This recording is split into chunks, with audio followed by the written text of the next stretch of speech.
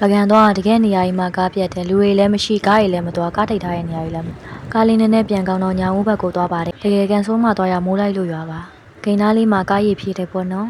်အညာဆိုတော့အရန်ပူတာပဲတဲတာတော့ဖုန်းကြီးเจ้าမှာပဲတဲပါတယ်ဟိုတယ်မှာတာတဲ့ရင်ဟိုတယ်ကားနဲ့တုံးဝင်းမှာကားပြတ်တာ9ရက်မို့လို့လေဒါကတော့ဖုန်းကြီးเจ้าအကိုရင်လေးတွေပါသူတို့ကလေညပူလို့ထင်တယ်အဲ့ဒီအပြင်ဘက်မှာခွေးလေးတွေနဲ့တူအိတ်တာချစ်စရာလေးမိုင်မားသားကတော့ခေါင်းမူပြီးတော့နားနေပါပြီညစာကလေဟင်းမကောင်းမိမဲ့ရှယ်စားလို့ကောင်းတာလက်ဖက်တုပ်လေးနဲ့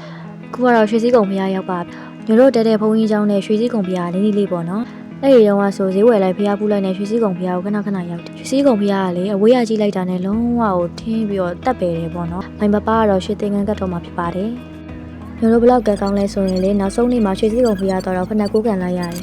ကံကောင်းမှုတသိန်းပေါ်ခွဲအခုကတော့ထီလို့ပင်းလို့ဖျားရောက်ပါပြီဖျားကြီးကလေအရန်တက်ပယ်တာပဲအနုပညာပိတုကာတွေအရန်ကြိုက်တာပကံဆိုညတို့ကဖရားတဆူပူရိုက်တက်အောင်လို့နေရာအနှံ့လေးလာလိုက်တာပဲညတို့တမိုင်းကြောင်းရှင်းပြရဲ့ဆရာကြီးကလည်းအရန်သဘောကောင်းတယ်အခုကတော့အလိုတော်ပြည့်ဖရားရောက်ပါပြီကိုရီးယားပကံကိုခုမှရောက်ဖို့လို့လားမသိဘူးရာတိုင်းကဆက်ပ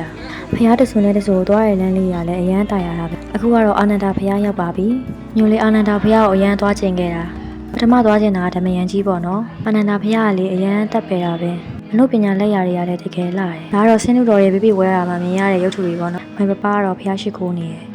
်ဒါကတော့ညိုတို့တစ်ဖွဲ့လုံးရိုက်ပြတာဖြစ်ပါတယ်အဲ့တဲ့ဦးလေးရသူ့ကိုရရင်မူပိုင်ခွင့်တောင်းရမယ်တဲ့ညိုလည်းဘယ်ရမလဲ तू မသိအောင်အများကြီးရိုက်ထားလိုက်တယ်သူ့ပုံဒါကတော့အာနန္ဒာဖရားအနုပညာလက်ရာလေးဖြစ်ပါတယ်ညိုကတော့ရွံလက်ကောက်လေးတကွင်းဝယ်ခဲ့ပါတယ်ဒါတော့ရုပ်သေးရုပ်လေးတွေပေါ့နော်ညိုကမင်းသမီးရုပ်သေးရုပ်လေးဝယ်ခဲ့တယ်လှရမလားဟေးဒါကတပ်ပေညူဖရားဖြစ်ပါတယ်ညံတပ်ပေညူဆိုတဲ့အတိုင်းတကယ်ကိုညံတော်ကြီးမြင်တယ်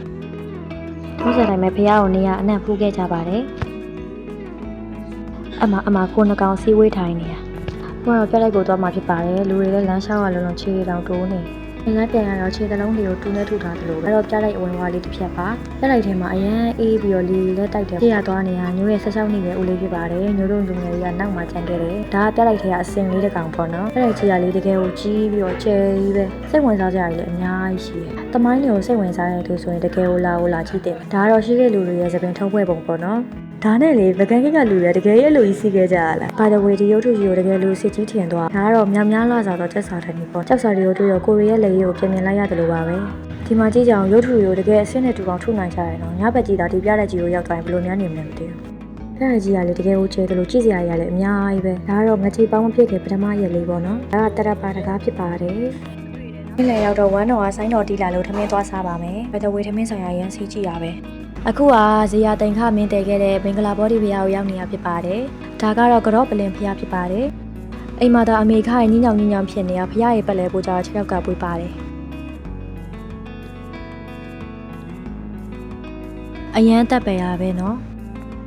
ဒါကတော့မြင်းကဘာကတော့ပလင်ဘုရားရောက်နေတာဖြစ်ပါတယ်။ဓာတ်ပုံပြိုင်နေဆိုလို့မရိုက်ခဲ့ရပါဘူး။မဲကြည့်ပါအောင်ကိုရီတာလူသားခင်ဖြစ်တဲ့ဒီလျှောက်လဲနေရမှာပပကတော့တက်ပေအောင်မှာအိတ်ကောင်းတော့အိမ်မထဲမှာပဲကောင်းမလေးနဲ့ချင်းတွေ့နေလည်းမသိဘူး။ဒါတော့မနူဝါဖရားမင်းကြီးနဲ့သူ့မိဖုရားဖြစ်ပါတယ်မနူဝါဖရားကလေတကယ်ညိုကြားမှုတဲ့အတိုင်းပဲတကယ်ကိုစိတ်ကြက်တဲ့ခံစားချက်ကြီးရပါတယ်မနူဝါမင်းဘယ်လောက်တောင်စိတ်ကြက်ခဲ့ရမလဲနော်ချီအောင်လို့လူတနေ့ကိုဘာပြီးကျိုးပြအောင်လုပ်ပြီးညနေကျမှမိုးအောင်လို့မိုးဝင်းကြီးကိုစိတ်ဆိုးတယ်တကယ်လောကနန္ဒာဖရားရောက်မှမိုးအောင်အရှိရမော်တွေကတော့ညို့ရဲ့တော်လက်16နှစ်ရွယ်ဦးလေးဖြစ်ပါဒီချင်းတည်းရတနေ့ကုန်ဟထားတာမညာအောင်လားမသိဘူးဒါကတော့ပင်လင်ဖရားရဲ့ရင်ပင်တော်ဖြစ်ပါတယ်မိုးအောင်မေတနေ့ကုန်ပူထားလို့6ထောက်တွေကတော့မိဖို့ရဲရောက်နေတော့မယ်အာပူတယ်အရန်ပူတာပဲ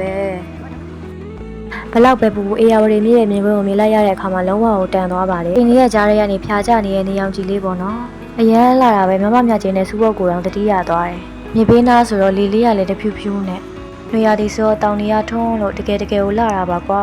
။အောင်မဲ့ပူတယ်ဗျို့။ဒါတော့မိုင်ပပနဲ့တစ်ဖြက်အကြုံမူပိုင်ခွင့်ဦးလေးရမကြောက်မလက်။ကိုကတော့လောကနန္ဒာဖျားကိုမဦးတော်ငါးလေးတွေကိုငါးစာကြွေးပါမယ်။ဘယ်ရမလဲကိုရီးယားငါးစာတော့ခေါင်းစစ်တဲ့သူဆိုတော့ငါးလေးတွေအမြဒါတော့ညတို့လမ်းမှာတွေ့ခဲ့ရတဲ့ဇီဒီစုဖြစ်ပါတယ်။သူကလေဇီဒီငယ်လေးကိုငုံပြီးတည်ထားတာရွှေစည်းကုံဖျားလိုပဲဒီလား။ဒါကတော့ဘူးဖျားဖြစ်ပါတယ်။ရှေ့ကတော့စင်စကတ်နဲ့လှနေတဲ့မဘူးဖျားကလည်းလောကနန္ဒာလိုပဲအေယာဝတီမြစ်ဘေးဆိုတော့အရန်တာရတယ်။ခုနကတော့တော့မပူတော့ဘူးပေါ့နော်။ဒါကတော့ဒုတိယနေ့မနေ့ကတကုံနေပြီလို့ဒီနေ့လည်းလဲဖို့အောင်းမွေးထားကြပါတယ်။